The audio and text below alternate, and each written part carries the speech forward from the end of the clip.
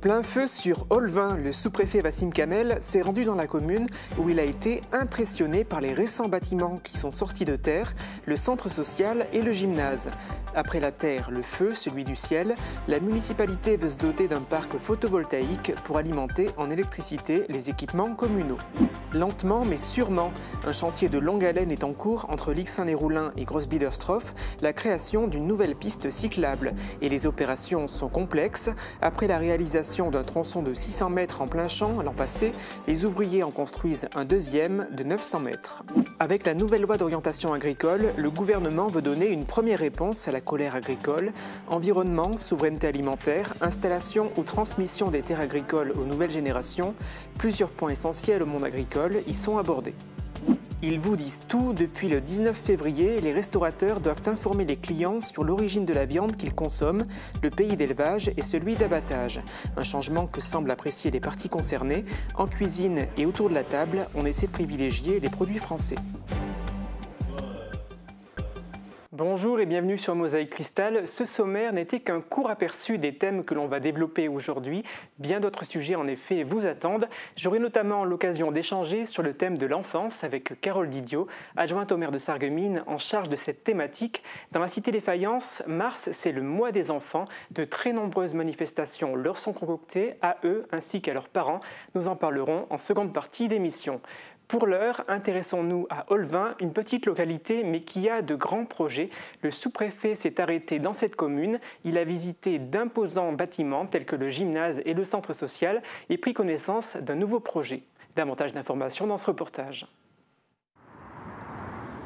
Depuis 2017, la commune de Olvin dispose d'un centre social montant de l'investissement 3 millions d'euros.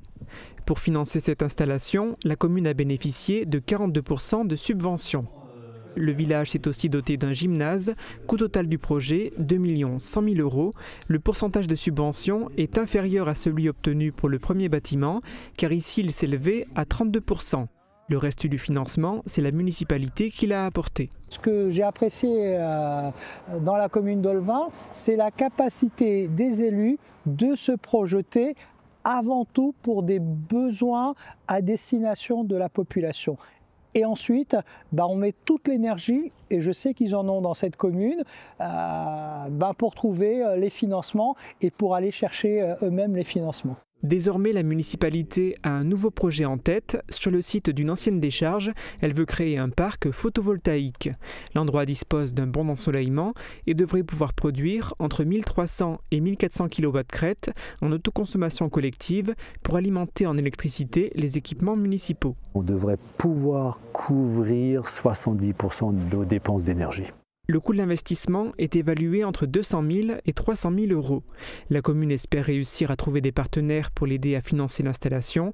Elle rappelle volontiers que l'État demande aux communes de s'engager à définir des zones d'accélération pour les énergies renouvelables. L'État ne ferme pas la porte à l'idée d'un accompagnement financier, mais c'est prématuré de se prononcer. Il ne veut pas susciter de faux espoirs. On est dans une phase aujourd'hui d'instruction. On attend de voir le résultat de la phase d'instruction. La commune de Olvin souhaite que les travaux commencent à la fin de l'année pour ne pas perdre sa subvention Climaction. Vous l'attendez peut-être avec impatience et le projet de piste cyclable entre Lixin-les-Roulins et Grossbiederstroff a démarré depuis plusieurs mois maintenant. Initialement prévu pour la fin 2024, le chantier a pris du retard à cause de la complexité des opérations menées sur le terrain. Un reportage de Pierre Nominé. Gros chantier en cours sur la départementale numéro 31. Les opérations de terrassement pour la future piste cyclable Lixin-les-Roulins Grossbiederstroff viennent tout juste de débuter. Les travaux démarrés l'année dernière sont désormais supervisés par Michael Moserski, chef de chantier. Là tout de suite on est en phase de terrassement, empirement. Et par la suite il y aura une autre entreprise qui interviendra pour poser tout ce qui est langrine, béton et tout ça pour consolider les talus, tout ça. Vu la complexité du terrain, les ouvriers doivent redoubler d'attention. Il y a des réseaux, donc il y a le gaz, il y a la fibre, il y a l'eau. Donc il y a énormément de réseaux qui passent en dessous, donc il faut faire très attention. Et ce n'est que la première étape. Des passerelles doivent bientôt être installées pour sécuriser les abords de la piste sur la départementale. Ça sera des structures métalliques en bois, tout ça, ce qui me semble. Et les zones passerelles, c'est parce que le talus n'est pas assez large par endroit. Donc ils mettent une passerelle parce que sinon il faut remblayer dans le talus, il faut mettre énormément de remblais, ce qui n'est pas possible. De nombreuses entreprises travaillent sur ce chantier. Ici, un tronçon de 900 mètres de piste cyclable sera créé ces prochains mois. À terme, il permettra de relier les deux communes de Lixin-les-Roulins et Grosse-Biederstroff. Cette piste, elle était prévue déjà depuis une bonne, pas loin d'une dizaine d'années. Ils en parlaient. Il s'agit de la deuxième phase de travaux. L'été dernier, un tronçon de 600 mètres a déjà vu le jour en plein champ, juste après la rue des Alliés. La fin des travaux est pour l'instant incertaine, en raison de nombreux défis technologiques. Coût total du chantier, 1 million d'euros, cofinancé par la CASC, le département de la Moselle et par un fonds européen. Pour rappel, cette nouvelle piste cyclable fera partie du réseau transfrontalier Intervélo Sarre-Moselle. Avec la nouvelle loi d'orientation agricole, le gouvernement veut donner une première réponse à la colère agricole. Pour y voir plus clair, Camille Henriot va nous présenter les points importants dans sa chronique.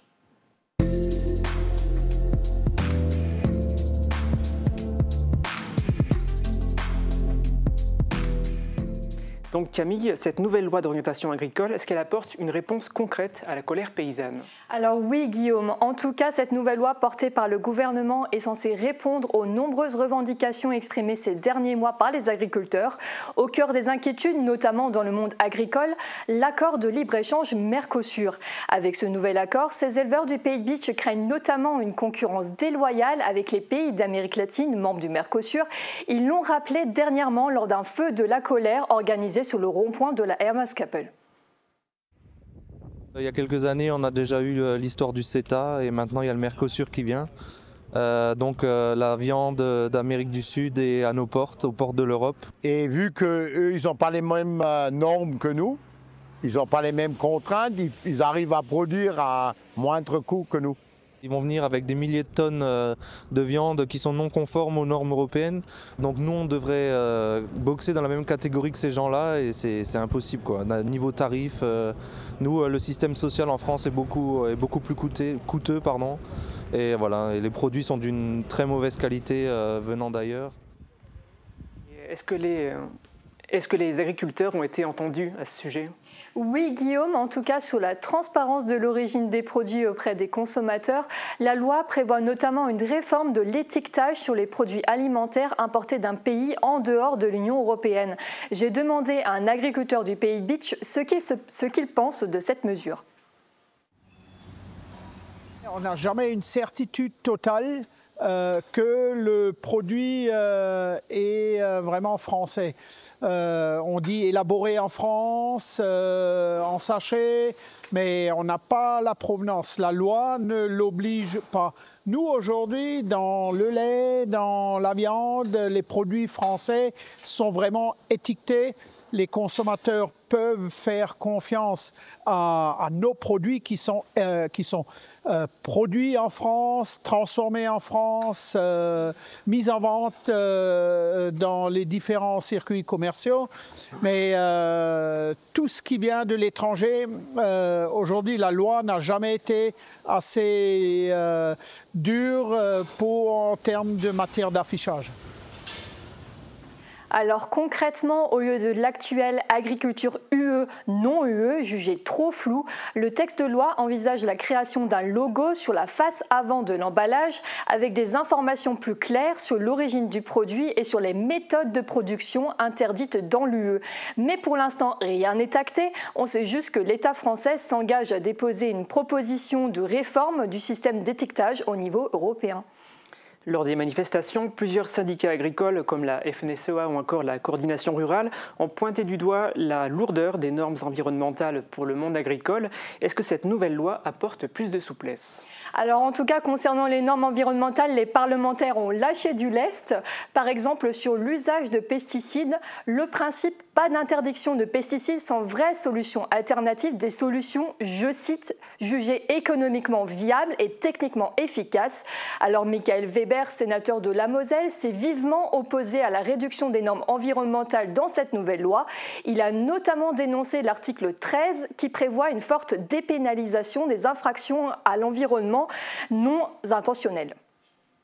Ce qui, dans l'article 13, posait vraiment problème, c'était la notion en fait, d'intentionnalité d'atteinte à l'environnement. Et en fait, si l'on doit montrer qu'il y avait une intentionnalité d'atteinte à l'environnement, c'est quasiment impossible à le faire.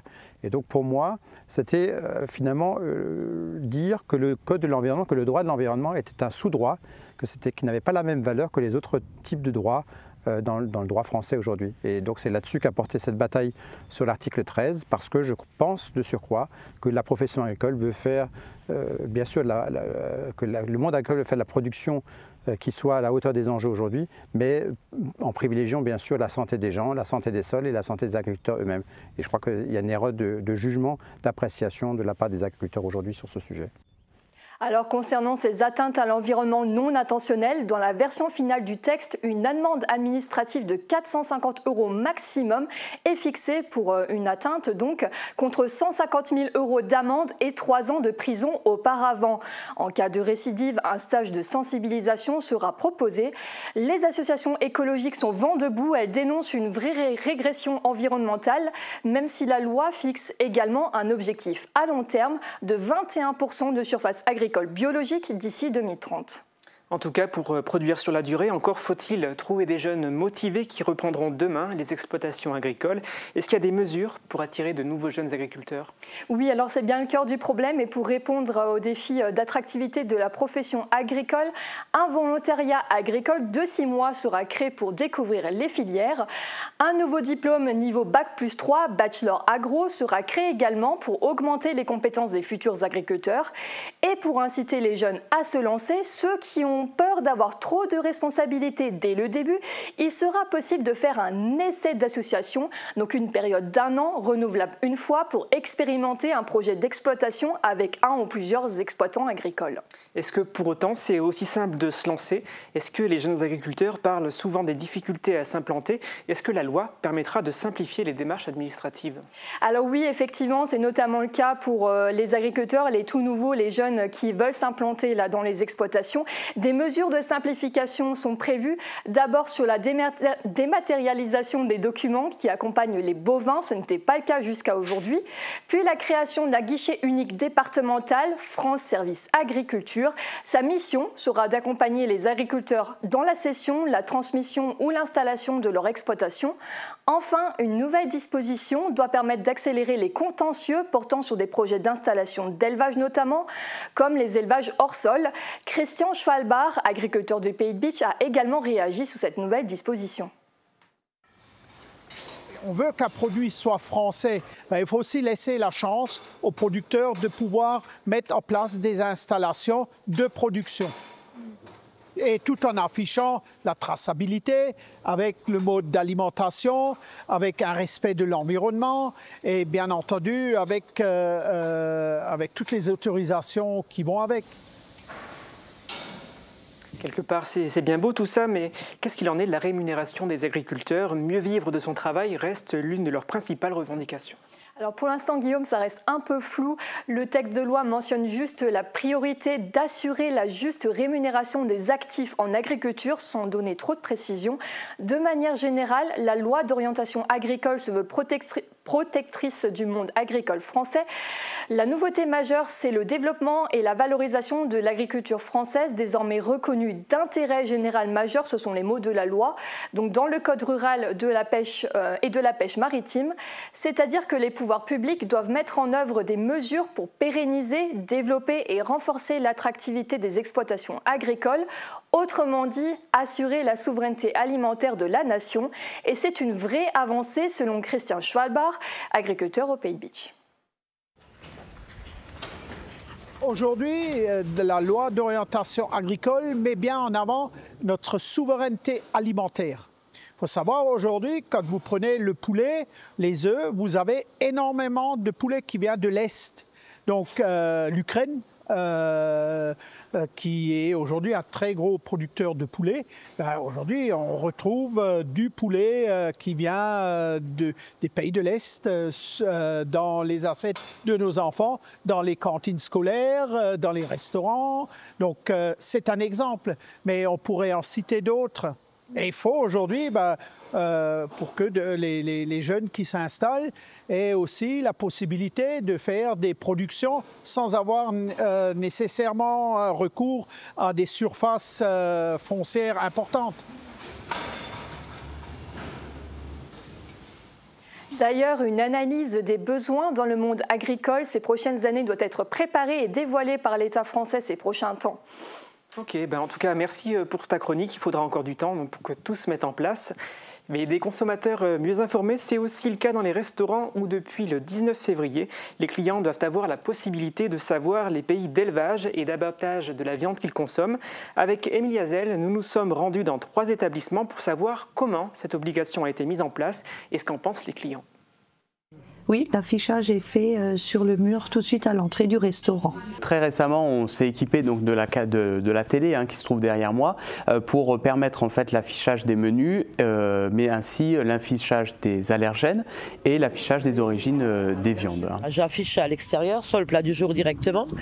À l'intérieur du restaurant, vous trouverez une fois de plus les provenances, comme dit le pays où il est né, abattu, transformé s'il y a. Moi, j'ai jamais arrêté d'afficher la provenance de mes viandes parce que j'estime que c'est très important que le consommateur sache exactement ce qu'il mange et le produit d'où il vient, quoi. Je pense que les clients ont le droit de savoir et je pense qu'en France, on a assez d'agriculteurs. C'est absolument nécessaire pour savoir ce qu'on mange déjà d'une part. Et avec tous les problèmes environnementaux qu'on a. Je suis très près de tout ce qui est bio et écolo. Je trouve que c'est un sujet qui est vraiment très important de se préoccuper de l'origine des viandes quand on mange au restaurant. Je trouve que c'est un gage de qualité, un gage de confiance par rapport aux produits qu'on consomme. La provenance donne aussi des indications sur la qualité biologique de la viande, par exemple. Est-ce qu'elle est avec ou sans conservateur? Quelles sont les lois mises en place? C'est-à-dire que la viande qui potentiellement provient d'un autre continent, il y a d'autres régulations et donc potentiellement, par exemple, plus de pesticides, plus de conservateurs, plus d'antibiotiques. Aussi par rapport à la condition animale, etc. C'est important de savoir comment les animaux sont traités avant de les consommer au restaurant. Ouais, c'est quand même assez important, Vaut mieux que ça vienne de chez nous, France ou...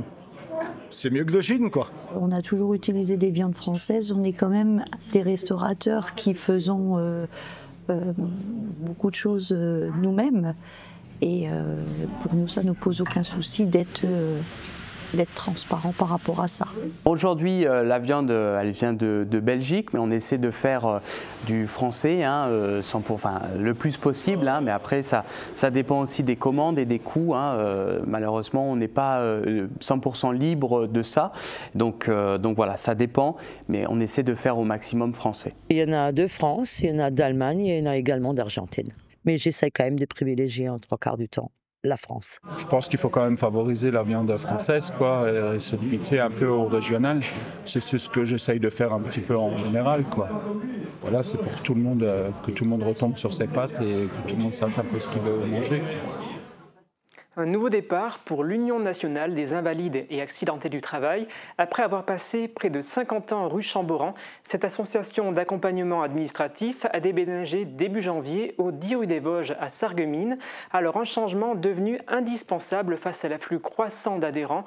Plus spacieux, les nouveaux locaux de 220 mètres carrés disposent d'un accueil, d'une salle d'attente et de 6 bureaux individuels. L'UNIAT accueille près de 60 personnes par jour et il totalise près de 20 000 membres sur le territoire.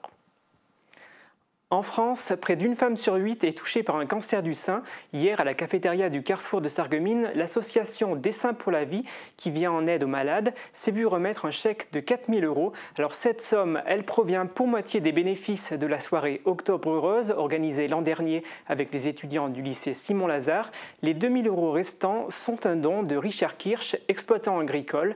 Basée à Forbach, l'association Des Seins pour la Vie compte 130 adhérents. Elle accompagne 90 malades en finançant du matériel médical ainsi que des soins et des activités créatives et sportives. Durant le mois de mars, les commémorations, expositions et autres événements concernant les libérations des communes dans le Pays de Bitche sont légion. À cette occasion, la CCPB a organisé un concert spécial pour le 80e anniversaire de la libération. Le chœur de l'armée française a donné une représentation dimanche à l'espace Cassin. Ce chœur existe depuis 1982 et est rattaché à la garde républicaine, c'est-à-dire à la gendarmerie. Émilie Hazel était sur place. D'ordinaire, c'est lors d'événements officiels de la République qu'on peut les écouter chanter. Mais la troupe était exceptionnellement à Bitche pour un concert.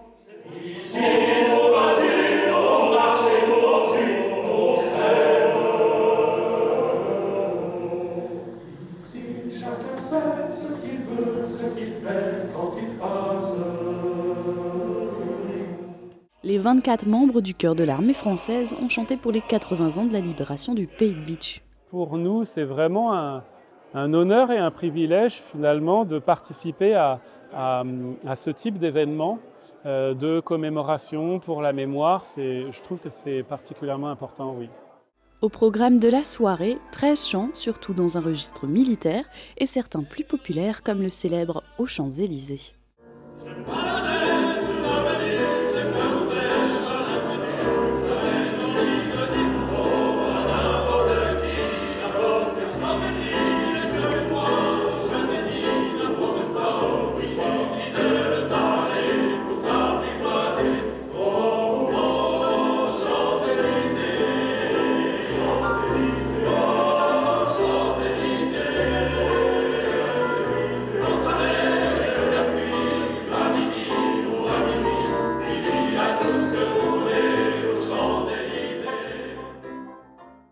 Pour certains, c'était le tout premier concert avec la troupe. Premier concert avec le chœur de l'armée française que j'ai intégré il y a 2 mois maintenant. On a eu le temps de faire des répétitions pour se familiariser avec le programme et puis j'ai été très bien guidé par tous les collègues et donc j'étais très content de faire ce premier concert qui s'est très bien passé. Tous les membres ont suivi une formation de chanteur avant de devenir militaires. Une particularité du chœur de l'armée française, c'est qu'il est l'unique chœur d'hommes professionnels en France. En termes de créativité, là aussi il y a du niveau. Pendant près d'1 mois, l'église Saint-Joseph de Montigny-lès-Metz est le théâtre d'un spectacle vivant d'envergure, mobilisant plus de 300 figurants et bénévoles.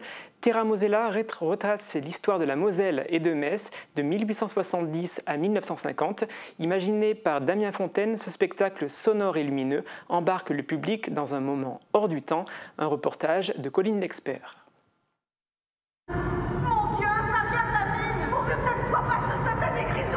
Il est descendu. Il est dans cet enfer. C'est moi. C'est Mathilde. Ce jour-là, 22 mineurs ont trouvé la mort et 17 ont été portés disparus. Tantôt tragique, tantôt festive, 28 scènes retracent l'histoire de la Moselle entre 1870 et 1950. Le tout grâce aux récits écrits et mis en scène par Damien Fontaine. Il y a avant tout plusieurs histoires imbriquées les unes dans les autres, des sagas familiales, des enjeux passionnels, on le voit, des histoires d'amour, parfois de trahison, mais c'est finalement l'histoire du peuple mosellan de manière générale, incarnée par quelques personnages singuliers, fictifs, mais qui pourraient très bien être le frère, le cousin, l'arrière-grand-père dont on nous a parlé.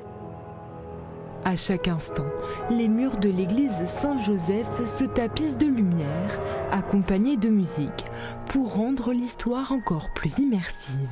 Une prouesse technique réalisée grâce à quelques-uns des 100 professionnels engagés sur le spectacle.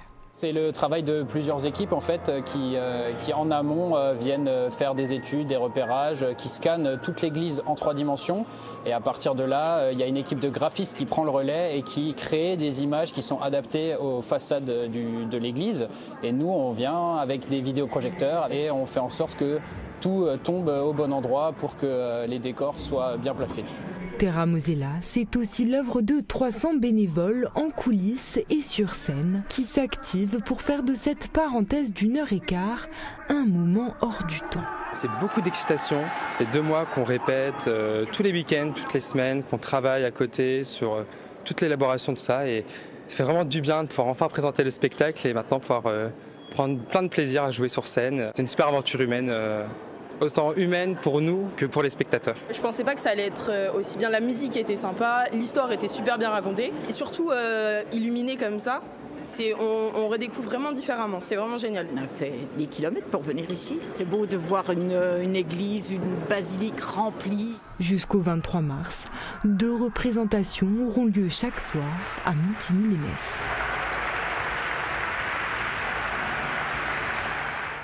Alors ce spectacle est visible par tous les temps, ce qui n'est pas le cas de toutes les manifestations, mais que les organisateurs d'événements en plein air se rassurent. A priori, demain, il devrait encore faire beau, mais mieux vaut en avoir le cœur net en écoutant les prévisions météo. Couverture et zinguerie, une toiture Moder Habitat apporte sécurité, protection et pérennité par tous les temps.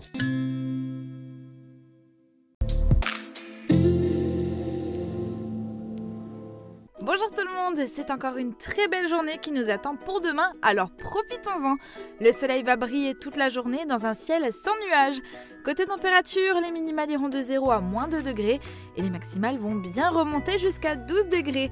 Demain nous fêtons les Olivia et il fera jour de 7h04 à 18h21. Passez tous une très belle journée et à demain.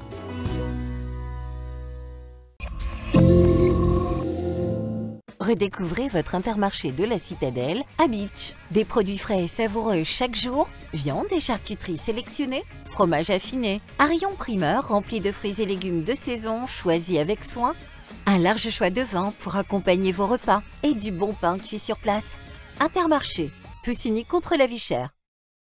De Ave César à Wesh ma gueule, la langue française n'a cessé de se transformer et de se modifier.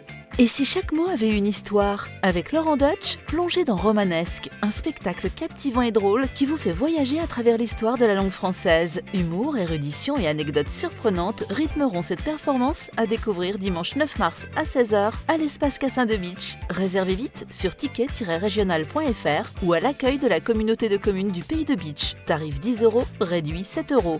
Romanesque avec Laurent Deutsch, une aventure inoubliable organisée par la communauté de communes dimanche 9 mars. Envie d'apprendre, de progresser tout au long de votre vie? Rencontrer, échanger et vous faire plaisir? Pas besoin de diplôme. L'Université populaire Sarreguemines Confluence vous propose cours, ateliers, conférences et sorties. Renseignements sur notre site upsc-asso.fr. Les voix sauvages se font entendre avec Mireille de Plate. Retrouvez tout au long de l'année à Sarreguemines de nombreux temps forts autour de la langue francique. Spectacles, conférences, projections, rencontres, ateliers, visites, expositions et bien d'autres surprises sur une thématique rugissante. Le Plate à Sarreguemines se vit au quotidien. Programme complet sur plate.sarreguemines.fr.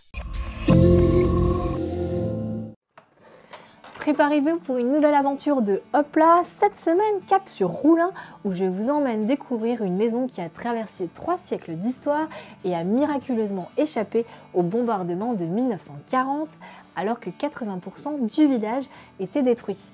Pendant 20 ans, une trentaine de bénévoles ont travaillé d'arrache-pied pour restaurer et vous présenter cette maison des arts et des traditions.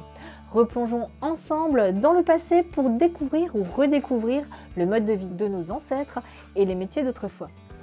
Nous partirons également à la rencontre de passionnés qui chaque jour donnent vie à notre belle région. Ne manquez pas ce rendez-vous ce mercredi sur Mosaïque Cristal. Kommen wir zum Kaffeekränzle.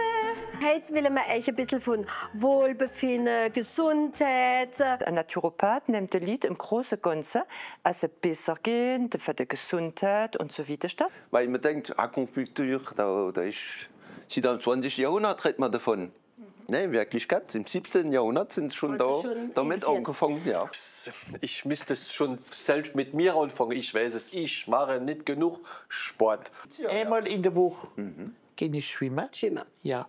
Und dann gehe ich probiere 3-mal in der Woche von Tappe gehen. Ich kann euch sagen, der Bertrand, wenn er zu den Kollegen sagt, er bringt uns Rupert von Simgarten. Die Blätter sind so groß und das ist kein Witz. Die Stangen sind so lang, die sind riesig.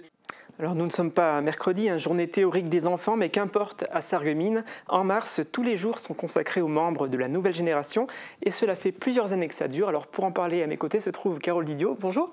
Bonjour Guillaume. Donc ça fait 9 ans, c'est ça, que le mois de l'enfant existe sur Sarreguemines. De quoi s'agit-il ? Alors tout à fait, c'est un projet que nous avons mis en place en 2016. Lors de la mise en place de notre PEDT, qui est le projet éducatif du territoire, et que nous avons labellisé en plan mercredi depuis 2018, et dans lequel nous avons inscrit ce mois de l'enfant comme étant quelque chose qui revient chaque année en mars, et qui, sur des thématiques différentes d'année en année, voilà, nous permet aujourd'hui de proposer un thème sur manger, bouger ensemble.